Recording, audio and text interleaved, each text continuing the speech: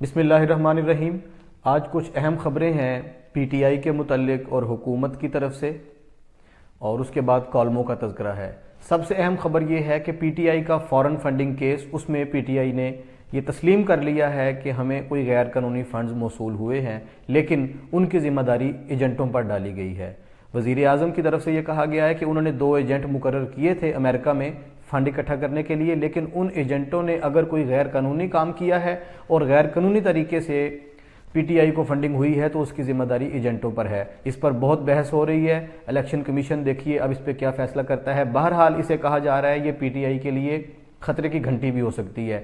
اخبار میں ایک خبر تو اس طرح سے بھی ہے کہ یہ پی ٹی آئی کا یو ٹرن ہے کہ انہوں نے فارن فنڈنگ کیس میں اپنی غلطی اس حد تک تسلیم کر لی ہے کہ یہ ایجنٹوں کا کام ہے، ایجنٹ ہم نے مقرر کیے تھے۔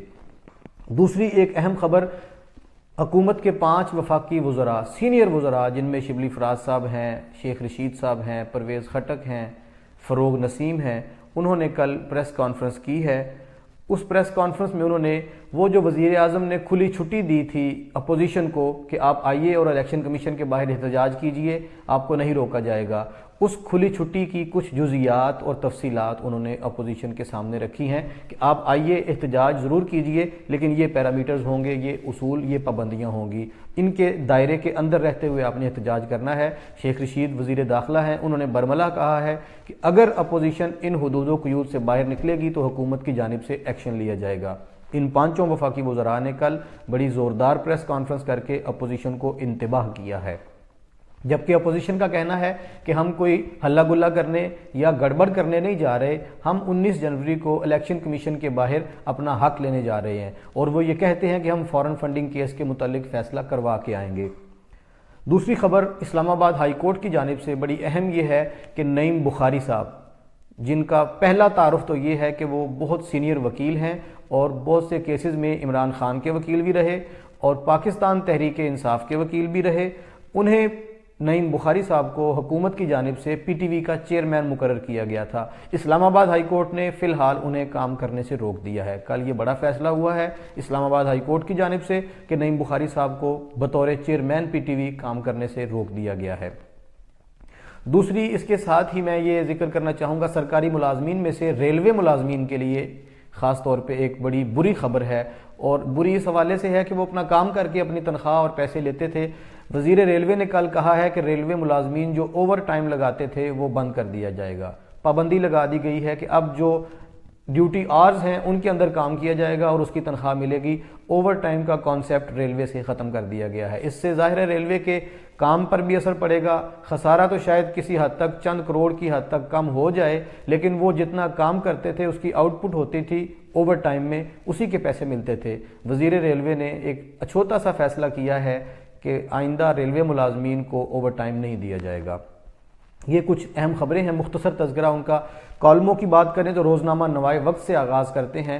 بہت سینئر کالم نویس نصرت جاوید صاحب نوائے وقت میں لکھتے ہیں، انہوں نے ندیم افضل چند صاحب کے متعلق کالم لکھا ہے۔ میں نے کل ذکر کیا تھا کہ چند صاحب نے استعفیٰ دیا ہے اپنے عہدے سے، وفاقی کابینہ سے اور حکومت سے علیحدہ ہوئے ہیں، پی ٹی آئی سے علیحدہ ہوئے ہیں۔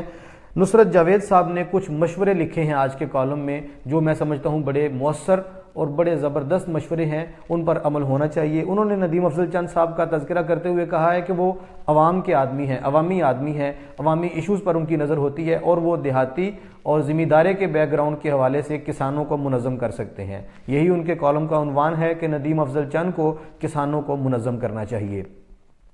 اس کے بعد روزنامہ جنگ کا ذکر کریں تو الطاف قریشی صاحب کا کالم سسٹم سے اٹھتا ہوا دھواں، انہوں نے حکومت کی خستہ حالی اور حکومت کی کمزور کارگزاری پر بات کرتے ہوئے سسٹم پر تنقید کی ہے، جو میں سمجھتا ہوں کہ دیر آید درست آید۔ اب ہمارے بہت سے دانشور ایسا لکھنا شروع ہو گئے ہیں، وہ کہتے ہیں کہ یہ سسٹم سے دھواں اٹھ رہا ہے، حکومت ناکام ہوتی نظر آ رہی ہے۔ 2.5 سال بعد جا کر یہ امید اگر پیدا ہوئی ہے کہ اب وزیر اعظم ہر وفاقی وزیر کی خود خبر لیا کریں گے، اس کی کارکردگی کو دیکھا کریں گے، تو یہ سسٹم اس قدر بیٹھ چکا ہے، سسٹم ہمارا تباہ ہو رہا ہے، سسٹم بالکل اپنی تباہی کے آخری دہانے کی طرف جا رہا ہے کہ ہمارا ملک چل تو رہا ہے لیکن چلتا ہوا نظر نہیں آ رہا۔